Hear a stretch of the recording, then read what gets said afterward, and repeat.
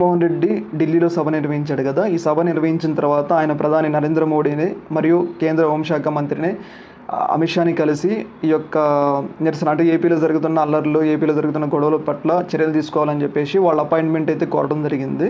కాబట్టి వాళ్ళైతే అపాయింట్మెంట్ అయితే తిరస్కరించారు. ఎందుకంటే టీడీపీ అలయన్స్లో ఉండదు కాబట్టి చంద్రబాబు నాయుడు చెప్పందే వాళ్ళైతే అపాయింట్మెంట్ అయితే ఇవ్వరు.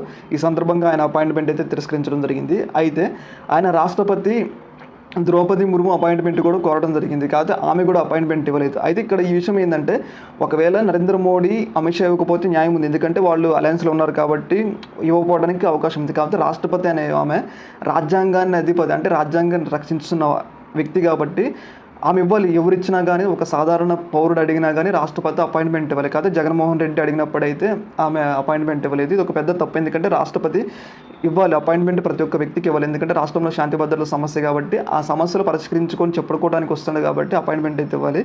అయితే ఇవ్వలేదు. అయితే ఈ యొక్క ఎంటైర్ అంశంలో జగన్మోహన్ రెడ్డి యొక్క పలుకుబడి తగ్గిపోయింది. జగన్మోహన్ రెడ్డి అంతకుముందు చంద్రబాబు నాయుడు గారు మోడీ అపాయింట్మెంట్ కోసం, అమిత్ షా అపాయింట్మెంట్ కోసం ఎలా తిరిగేటోళ్ళు, ఇప్పుడు జగన్మోహన్ రెడ్డి అలా తిరగాల్సి వచ్చిందంటే ఒక్కసారి ఓడిపోయిన తర్వాత పరిస్థితులు అనేవి ఎలా మారిపోతాయో ఈ యొక్క సిచ్యువేషన్ చూస్తే మనకైతే తెలుస్తుంది. ఏదేమైనా కానీ ఓడిపోయిన తర్వాత ఎవరు లెక్కేసుకోరు అనడానికి అయితే ప్రధాన కారణం చంద్రబాబు నాయుడు చెప్పడం వల్లే మోడీ అపాయింట్మెంట్ కానీ, అమిత్ షా అపాయింట్మెంట్ కానీ జగన్మోహన్ రెడ్డికి దొరకలేదు అనేది తెలుస్తుంది. దీని మీద